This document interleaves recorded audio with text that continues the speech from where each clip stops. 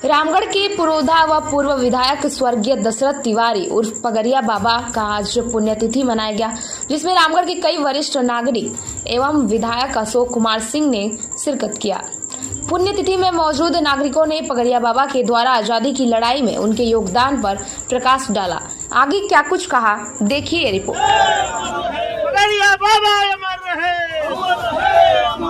पगरिया बाबा अमर रहे, पगरिया बाबा अमर रहे। आप मैट्रिक पास कर चुके हैं, आगे क्या पढ़ना है हो रहे हैं कंफ्यूज, या फिर पैसा बन रहा है पढ़ाई में दिक्कत, तो अब टेंशन लेने की जरूरत नहीं है। आ जाएं द करियर पॉइंट में। यहाँ आपको आगे की शिक्षा के लिए देश भर में बेहतर व्यवस्था उपलब्ध है। नीचे दिए गए नंबर पर संपर्क करें और पाएं बेहतर सलाह और बेहतर कॉलेज में शिक्षा। इधर क्या बताइए? आज पगड़िया बाबा का पुण्यतिथि है, थोड़ा सा इनके बारे में विस्तृत बताइए। क्या पगड़िया बाबा देश के क्रांतिकारियों में से एक बहुत बड़े मजबूत सिपाही थे। जब 1942 का क्रांति शुरू हुआ देश आज़ादी के लिए, तो 42 के भी युद्ध को ही लड़े थे। और अंग्रेज जब इस देश को छोड़कर चले गए तो इस समाजवाद के बहुत बड़े पुरोधा बने और समाजवादी विचारधारा पे जुट करके, लोहिया जी के विचारधारा पे जुट करके समानतावाद के खिलाफ लड़ना शुरू किए। जब ये देश की आज़ादी मिला तो इस समानतावाद के खिलाफ लड़ना शुरू किए। और उस समय जो लोहिया का विचारधारा था, लोहिया के विचारधारा पर जो समाजवाद बना था, उसके सच्चे पुरोधा थे।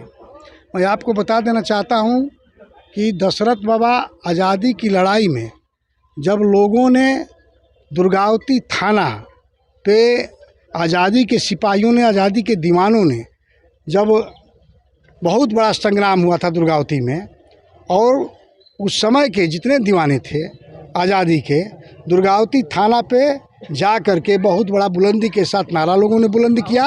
और वहाँ से जो कुछ कैदी जो थे, आज़ादी के कैदी, उनको लोगों ने मुक्त कराने का काम किया, जिसमें अंग्रेज़ सिपाहियों ने इनके ऊपर भाला और गणासा, उसमें भाला और गणासा ही हुआ करता था, भाला और गणासा से वार किया और इनको दुर्गावती नदी में मारकर फेंक दिया गया था।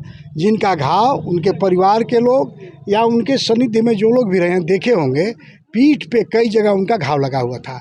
उसके बाद फिर डॉक्टरी में गए, डॉक्टर ने उनको अपना जो ट्रीटमेंट था किया, फिर बेचारे ठीक हुए। उसके बाद आज़ादी के कई कहानी उनका है, बहुत लंबा कहानी है, कहने में बहुत समय लगेगा, लेकिन मैं एक ही चीज़ कहूँगा कि बहुत लोग दीवाने हुए आज़ादी के, देश को आज़ादी कराए, देश को आज़ादी दिए, पेंशनधारी बने। बहुत लोग गांव में भी झंडा उठा करके आज़ादी के दीवाने बने और पेंशन पाना शुरू किए।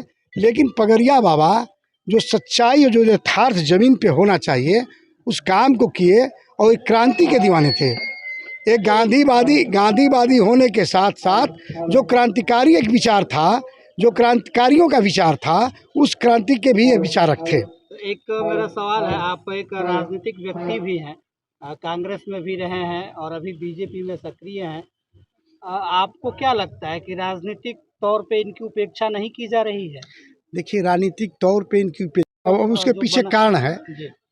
अब मैं लंबी समय पर लंबी बहस करना नहीं चाहूँगा, क्योंकि लंबा बहस हो जाएगा। अब ये मूर्ति जो बैठाए हैं हम लोग, यह मूर्ति मेन रोड पे लगना चाहिए था, बात समझते हैं कि नहीं? लेकिन दुर्भाग्य है, हमको 5 गज जमीन नहीं मिला। मूर्ति मैं 5 वर्ष पहले बनवा दिया और सारे लोगों के मैं गया, एक नीतीश कुमार को छोड़ करके, मुख्यमंत्री को, बाकी कोई भी कैबिनेट का मिनिस्टर नहीं था जिसके यहाँ मैं गया हूँ। और जाकर मैंने कहा कि वो विधायक ही नहीं थे, विधायक के साथ साथ वो देश के आज़ादी में से एक दीवाने थे, स्वतंत्रता संग्राम सेनानी थे।